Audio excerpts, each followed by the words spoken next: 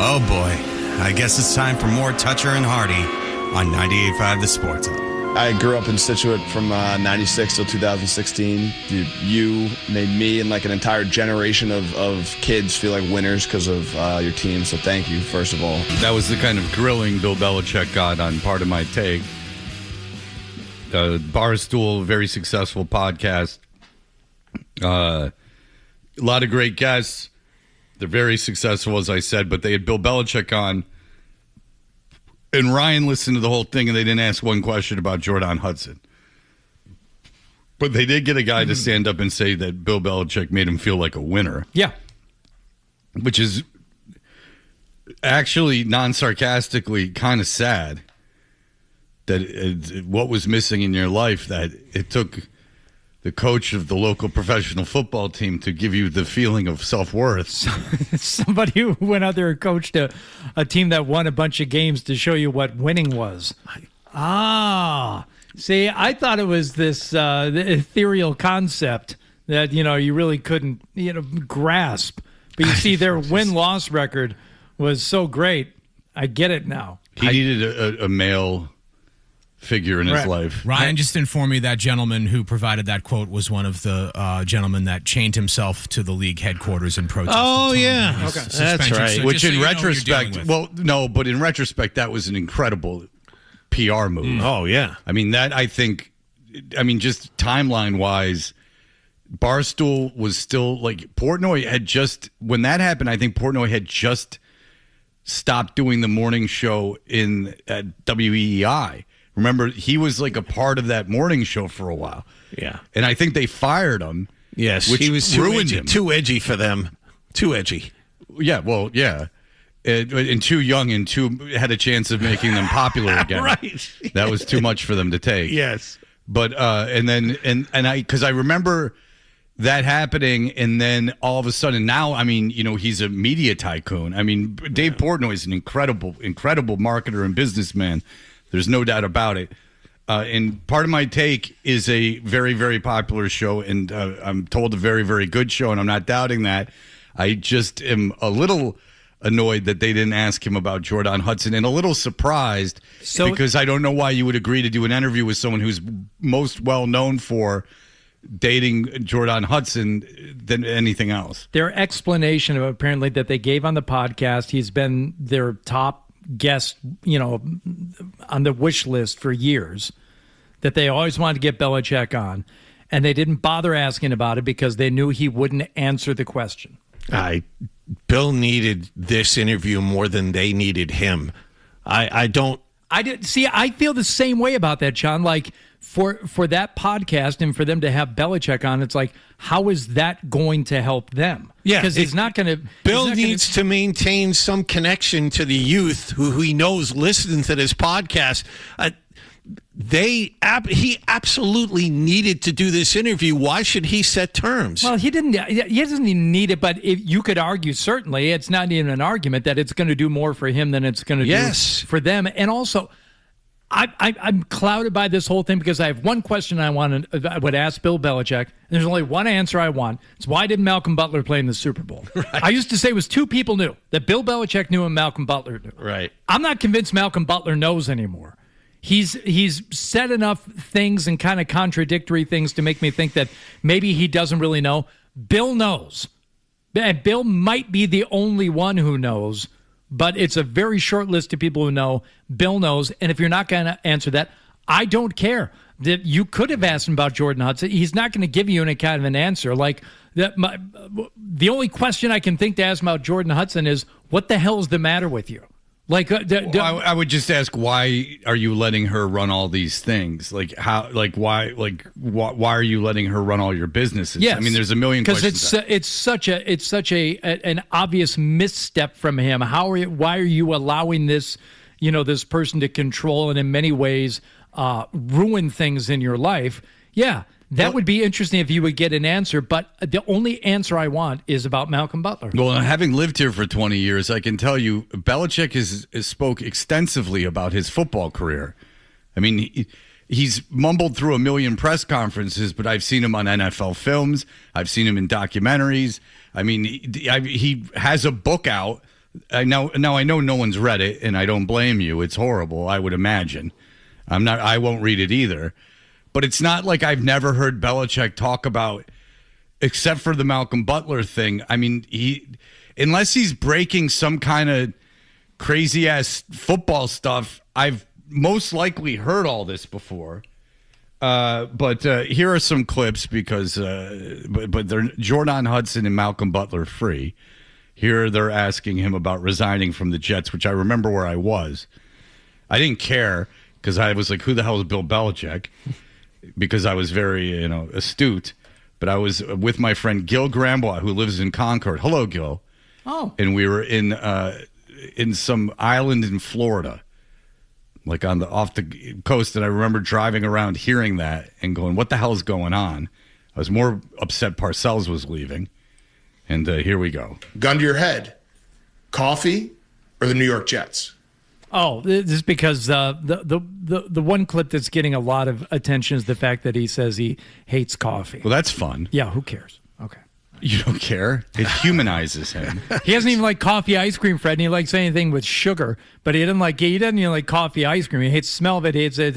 I don't make coffee. Okay, great. I don't drink coffee or eat coffee ice cream either. Olive Branch. Yeah. You want to interview me about it? You know who did? The kid in Jaws.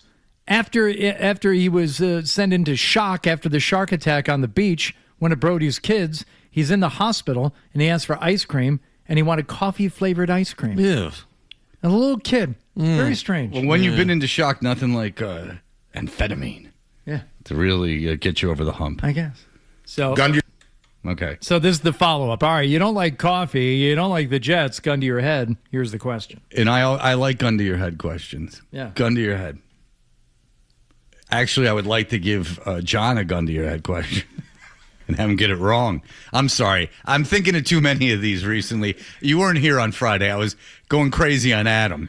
So I got too many of these in my head. Hold on, quick pitch. 2 guns to the head. Wobble, wobble, wobble. You look at them big guns. You just slap me in the face. Oh, you mean a Brumsky? Guns to the head. All right, yeah. All right. We introduce a best friend, okay? Maybe high school pal. Busky Rocky McGee.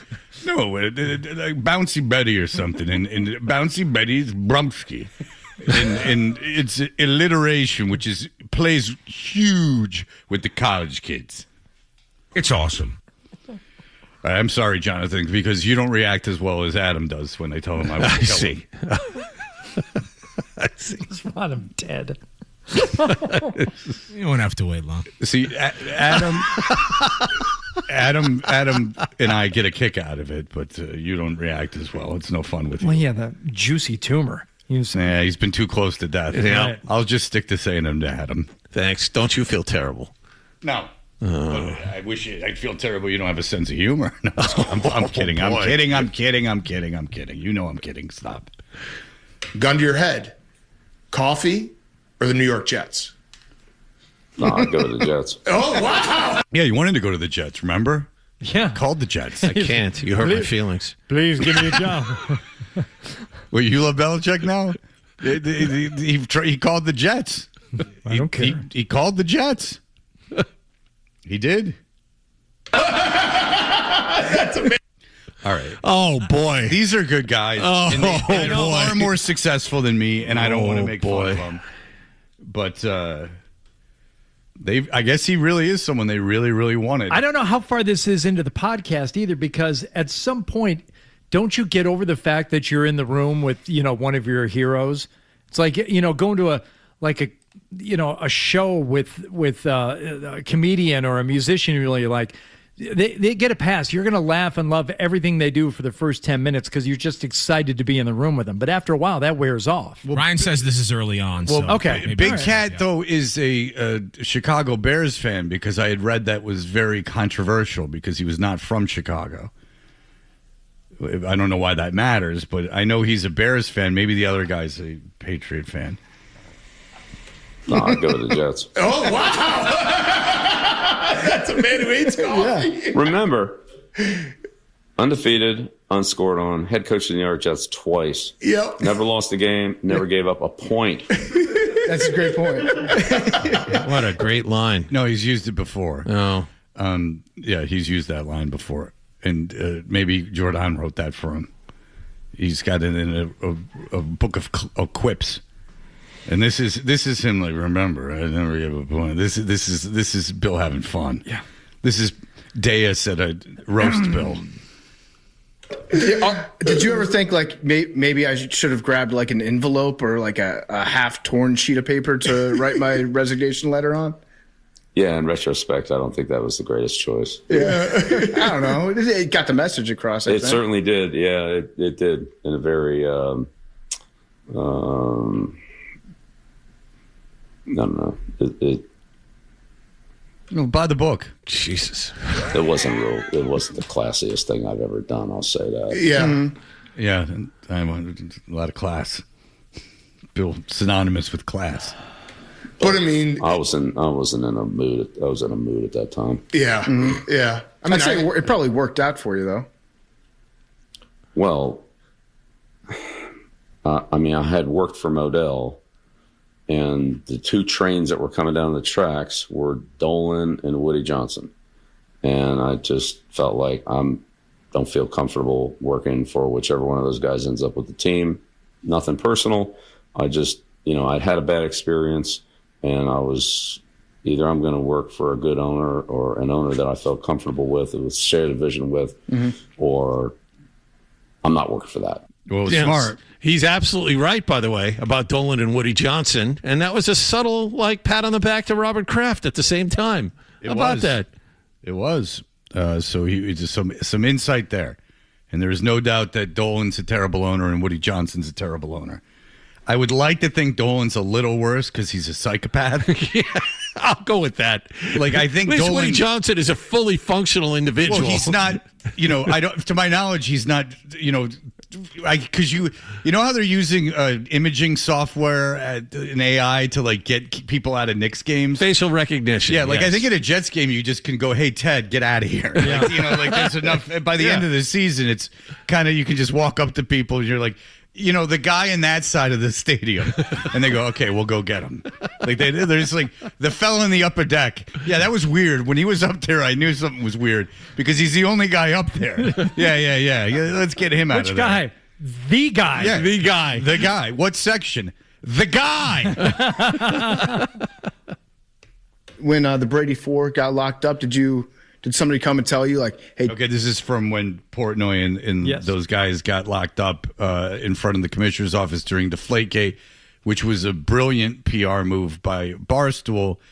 And unless my timeline's wrong, I think that, at least in my recollection, that's when Barstool became this behemoth media situation. When the Brady Four got locked up, did somebody come and tell you, hey, just so you know, sir, there's 4 Patriots fans that have handcuffed themselves to Roger Goodell's desk?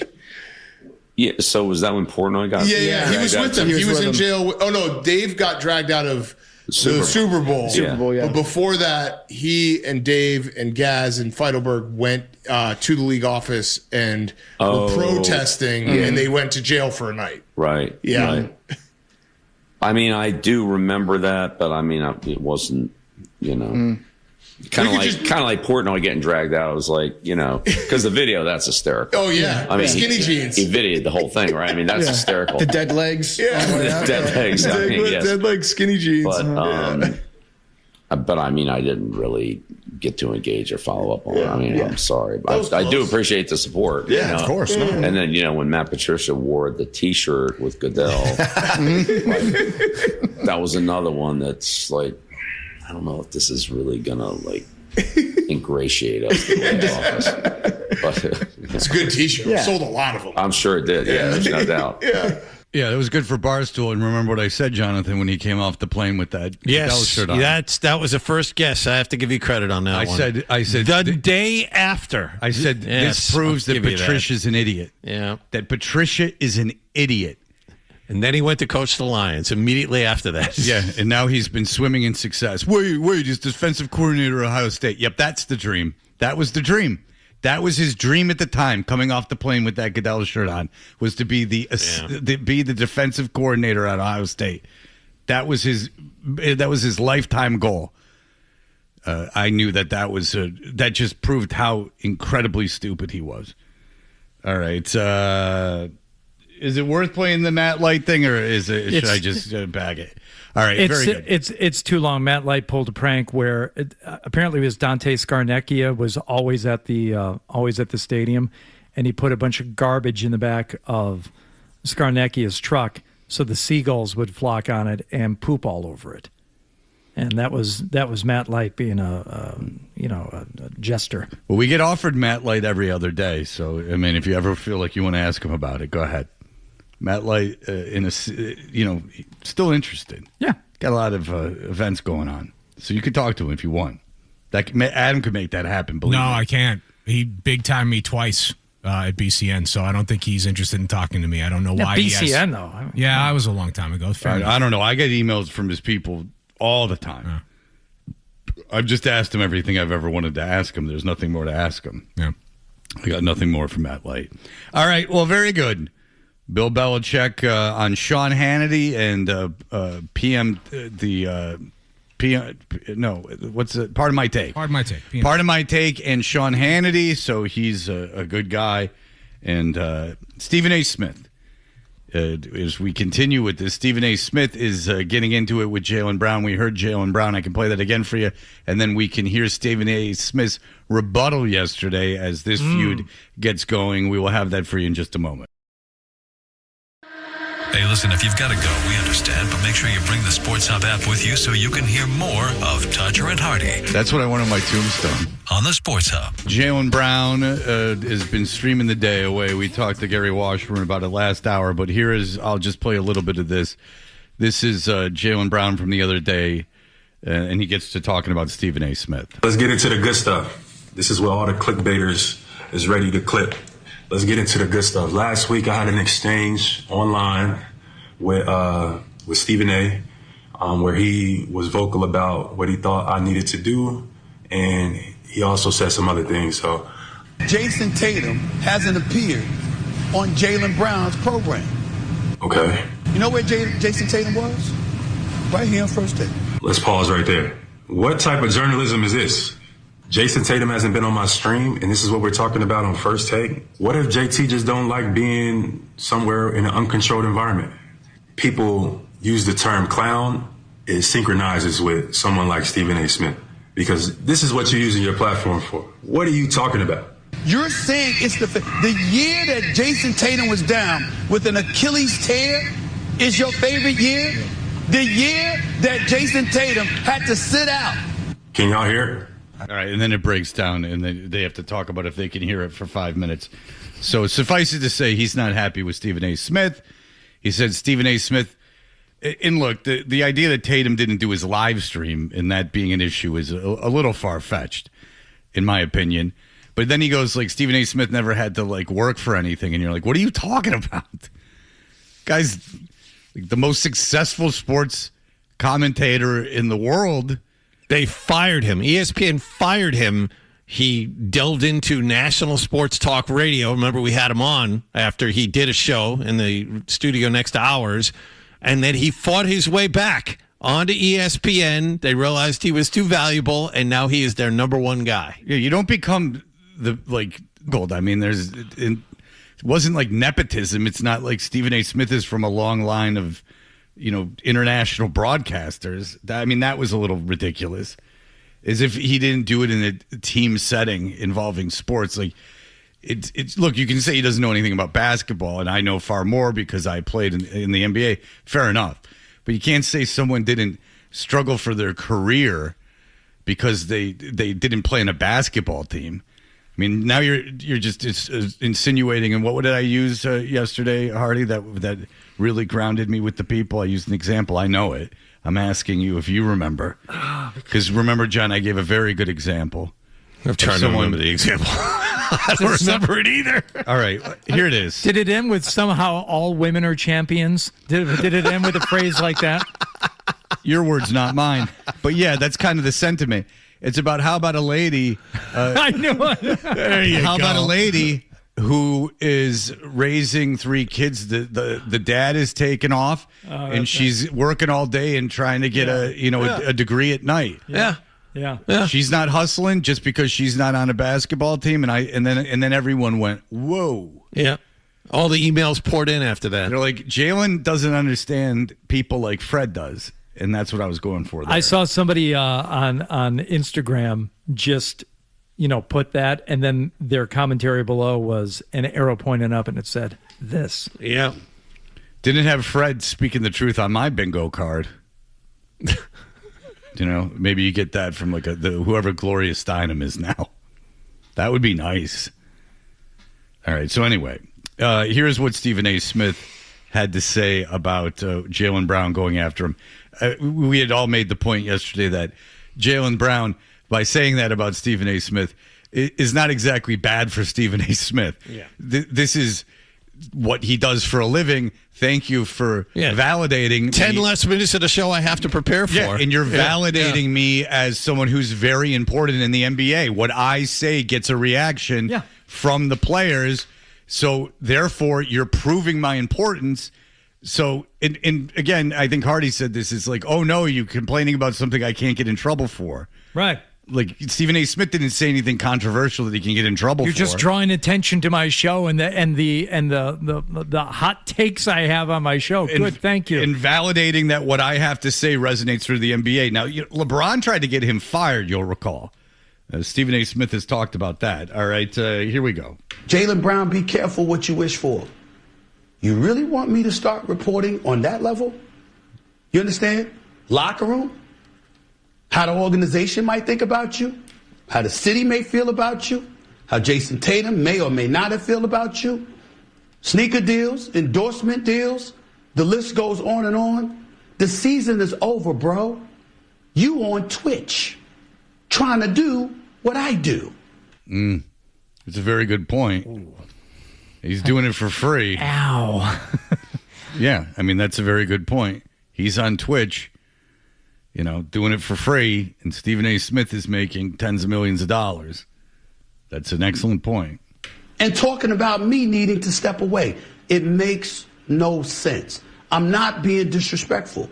I'm simply making the point that it is not wise, after 24 hours of having your season over in the first round, for you to be coming out talking about that's your favorite season. It ain't the smartest thing in the world to do. I wasn't trying to be disrespectful. I was trying to sit up there and look out by letting you know this is not a good look. It's not wise. That's all. And I would have respected Jaylen Brown more, Big Perk, Jay, had he come at y'all, had he come at everybody who said exactly what I was saying. But evidently, you understand, when you're talking about clickbait and all of that stuff, somebody told you one of the best ways to get it is to bring up my name. All right, so now he's insulting the other people on the show by saying that they are afterthoughts. If you didn't get that, that's self-aggrandizing. I know because I do it often. Yes. Thank you. How many women with big asses do you think this was a siren song to, this whole controversy? You just play any clip. That's just me. Okay, all right. Thank you. Horny all hours of the day. Yeah, I know, that is true. And that's what you did. So who's really looking for clickbait? Is it me or is it you? And obviously, you would think you wouldn't need it.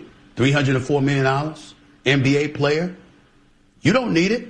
What you doing it for? I'll leave it at that for now.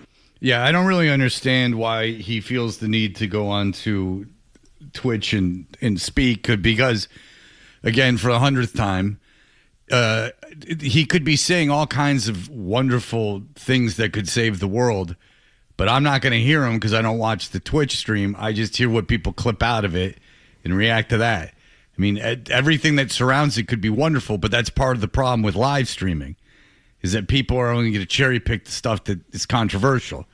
Again, you could be having a free-flowing exchange of ideas that could save the world, but no one's going to know. And that's the theme with everyone else's podcast, too, except for like 5 of them. Every athlete's podcast just about is that you go and you talk to the ether that no one hears unless the minute you say something, then it gets on everyone's radar. So thereby, it can only serve as a negative to you. Right. Yeah, out of the countless hours of just, babble that nobody cares about, the one or two interesting things are most likely the things that are going to rub people the wrong way and, as you said, get you in trouble. That's what's going to get clipped, and that's what people are going to hear. Well, Gary Washburn made the point last hour is that, people don't go out of their way to compliment. They go out of their way to be negative. So that's the way everything goes. It's the way it goes for Gary Washburn. It's the way it goes for us. It's the way it goes for Stephen A. Smith, and it's the way it goes to Jaylen Brown. And if Jaylen Brown feels that going on Twitch and hearing his fans say, "You're the man," and that's, releases the dopamine, well, that's going to get countered by that going out to people like Stephen A. Smith, who make a living,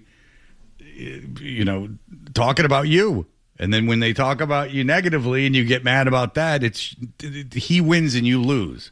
That's basically it.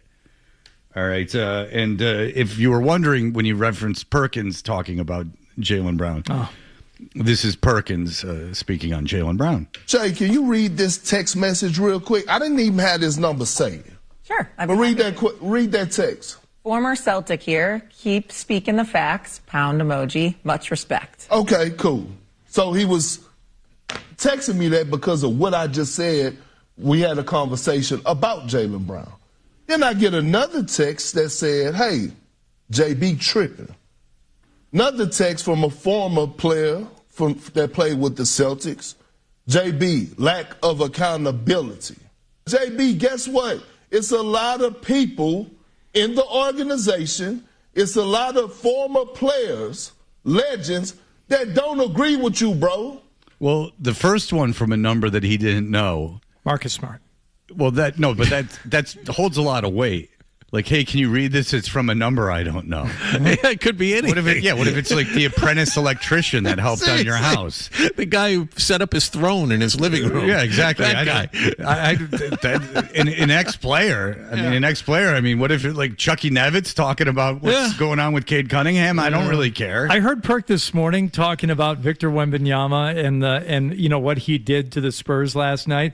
And he said that or what he did to the Thunder last night. Mm-hmm. He said the Thunder allowed him to come into their house, put his dirty feet up on their coffee table, order Uber on their credit card. I'm like, didn't you just do this last week? Seriously, the exact same thing. I didn't think you remembered. I thought you were going to say, like, what is that reference? Yes, he did the exact same thing last week. And it's like, it was kind of a colorful metaphor, and I appreciated it. You can't go back to it with the same three things. That's once every 5 years type of thing. That's like a did I do that kind of situation. Yeah. That's like whatever Ricky Gervais did in Extras. I thought, I mean, I looked down at the radio. I'm like, is this a replay? Are they playing the wrong show? Yeah. And that's a very involved metaphor to be using twice. Right. Like you get a laugh and you go back to it again. Someone's got to talk to you. Bad news. They don't agree with you. They don't like the way that this looked. And what you said and how you said it during that time, it didn't make it look good. Everybody already got speculations about him and Jason Tatum relationship. Oh, and by the way, we still haven't seen Jason Tatum on your Twitch yet. Yeah, again, I don't know why he would do it. You just explained, both of you, Stephen A. and Perkins, that the Twitch is a huge waste of time. But then you're saying Jaylen Brown should be on the Twitch. If you're Jaylen Brown, why would you go... Jason Tatum. Jason Tatum. Why would you go over to Jaylen Brown's house to go be on his Twitch for no reason? That doesn't mean you don't like someone. I'm on Jaylen Brown's side with this. That's a fake controversy. That the idea that Jason Tatum somehow... Like, if Hardy was... The golf show, for instance. He's down in his basement. Easy. Look, I already told you I'm not going to bother any of your guests today. So don't ask me too much. We all got to... The golf club. Well, like we all got a stern talking to right before we came in here this morning. Like when I was, I'll give you a better example that is not such a sensitive subject. When I went out to dinner with my parents a couple Friday nights ago, and they had the TV on at the bar, and I see Hardy's beautiful face staring at me, and he was on TV. He was on NBC Sports Boston. That'd be like someone going, "Well, why wasn't Fred on NBC Sports Boston?" Well, I mean. No, I don't want to go there. I don't want to go to Needham. It has nothing to do with if I like the guy or not. They didn't ask. Oh, you see. All right, we'll be right back. Yeah. Go to break. I don't like it. Touch your stuff. Touch your Kaboom! Did we all just take acid? Take acid? That's unbelievable. Toucher and Hart. Keep talking about. Like you, Fred. I'm not worried. The Sports Hub. Hardy, there is a big event coming up, and today is a big day for it. It's actually tomorrow's the big I keep day. thinking today's Wednesday. Oh, you're going to be disappointed come Thursday. You got one more day to put in, pal. I got a taste of the Tuesdays. Yeah, right. Tomorrow is the on sale for the 15th Who's Your Caddy Golf Classic. Yeah, it is. 10 a.m. tomorrow. Go to 985thesportshub.com/golf to register your team. Now, you can register a foursome to play at Brook Meadow Country Club in Canton. Monday, June 8th, 8:30 shotgun start, Zoe and Beetle broadcasting live. Or you can be our fourth for the morning show. And you can join me, Wallach, and Fred. Now, it's going to cost you a little extra, we hope. Hopefully, it won't be a low number. No, I'm hoping for someone with really deep pockets that's a fan of the Sports Hub Golf Club. So you can share a cart with him and discuss your Sunday mornings the entire round. Whatever. Everything is on the table, but the proceeds benefit Special Olympics of Massachusetts. So, obviously a great cause. You can also bid to be the fourth for Felger, Maz, and Big Jim. So, I would like there to be a friendly competition. I would like us to get, what do you think, Fred? Do you think we have a chance at matching what we get for our fourth with what they get for their fourth? What, Felger and Maz? Yeah.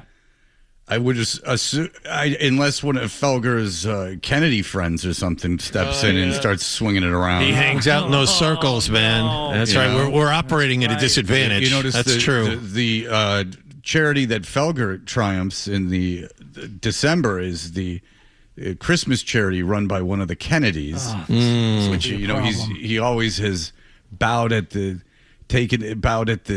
heel of the powerful. Somebody from the compound down in Hyannis gets on the horn and starts. That's a problem. One of his big poker buddies, big money poker buddies, steps in and starts throwing it around. Well, the bidding for that also opens tomorrow at 10 a.m. So go to 985thesportshub.com/golf for details. Thank you to our friends at Catches Law, the Boston Bruins Foundation, the Patriots, Celtics, Red Sox, FootJoy, Yale Appliance, Pinned Golf, and Golfers Warehouse. Yes, FootJoy. I would like to be pinned while I enjoy some feet. Oh no, this bully has pinned me down. Oh no, this stinks. Very good. So I don't know who will go for more. It is going to be a big sociological project as we look to see who will be the fourth in Felger and Maz and who will be the fourth in our thing. Rick Radzik has already told me that the person is riding with Hardy. So John, you and I will be sharing a great. cart. That wouldn't be the first time. Hardy will be riding with the person. I suppose most likely the person that played with Felger and Maz would be riding with Maz. Yeah. I can see that. But I don't know. Depends. Do they party? I mean, if you party, you're going with Jimmy Murr. That's right. Right. The golf tournament, the first year that it wasn't Who's Your Caddy was a bit of a situation. They didn't like what we did with it. I invited a bunch of girls, and Adolfo was jumping into ponds and things. It made a mockery of the whole thing. Right. But then it became Who's Your Caddy, and they stuck us with our program director and the program director of WBZAM. Mm-hmm. That's right. And there was about a 5-year span in there where our boss demanded to play with you to keep an eye on you. Yeah, they did it for 5 years. Yeah. They wanted us held under so we did not go crazy. And yet somehow one of those years, Gresh and Zolak were allowed to go out there as a twosome. And Gresh had a handle of something. I forget what it was. It was Scotch. It wasn't Dr. McGilligan. No. Either. It was Scotch. It was during the day. Oh yeah. And I know this because I got a really good view of him and his cart when he and Zolak tried to run me down on the third fairway. They just took off from whatever hole they were playing and went diagonally across and tried to run me over. No, now Zolak doesn't play in the tournament. He broadcasts, so there you go. Maybe that was the last straw for Zolak. Probably. Maybe they had the police 2 shows out there on the course. It was scotch that Gresh had because he was holding it while he was driving. Don't you find that odd to have a handle of scotch? That seems like they wouldn't make handles of scotch. Handles seems you're drinking for sport at that point. That's almost exclusively vodka or Jack Daniels. Scotch, it just it's grossing me out. Warm scotch during the day on a golf course. Mm-hmm. Wouldn't you rather have any other kind of alcohol than scotch at that point? Apparently not. Like, even at my worst, that was never my thing. Well, that kind of speaks to like the whole relationship with those items, because I didn't drink when I was eating either, because those were 2 separate activities. Are we eating or are we drinking? Right. What's the point of having a beer with pizza? That's just going to screw up the beer. All this pizza, I'm not going to do that. But there are guys who do that and much worse on the golf course. They call them performance enhancers, but I'm like, how can you? Well, I've played golf. How can you be doing key bumps out here? Doesn't it? It's so hot. So you can stay focused as you drink. It allows you to drink and stay focused. That's why. I mean, if you drink over 4 hours, 4.5 hours of playing golf, you're going to be in the heat and with no water. You're going to be really drunk at the end. I can tell you that. I guess I just had too much respect for both the golf and the drugs to mix them like that. They both deserve their own activity. Set aside and focus in on that thing. In fact, cocaine, it's very zen-like in that. Now you're just focused on one of those things. Cocaine is probably what keeps the love of the game going, is that you can drink as much as you want and they can just keep doing bumps, and then when they get back to the clubhouse, no one's the wiser because they're not dragging, they're not like passing out, they're up and about and having conversations and doing things like that. But I haven't seen that in a long time. But yeah, I mean, I remember we went out with Gorman one time to play golf at my club, and I can't remember who was in my car, but we just like took off for a little while to go back to the clubhouse, grab some drinks, take them back out. And I'm sure Gorman was like, what the hell is wrong with these guys? we'll see you in 2 holes. We're just going to go, they don't serve liquor at the turn, so we're just going to go back and get some. I remember when you and I went out, there's the snack shack or whatever. It isn't at the 9th hole. It's sooner than that. It's like the 5th or the 6th. It's like at the 5th hole, yeah. Yeah, and so we made sure and stopped for some beverages there before we continued on. Some other groups passed us while we were waiting. I don't know if that's the case, Jonathan. I mean, everyone stops at that thing. Well, it is after the 9th hole, but the shotgun starts, so maybe you started like on 4. Huh. Yeah, I don't know who was passing us. That's John's telling tall tales at this point. I don't know. All right, we'll be back in just a moment. Yeah, I know what we're doing. All right, we'll be back in just a moment.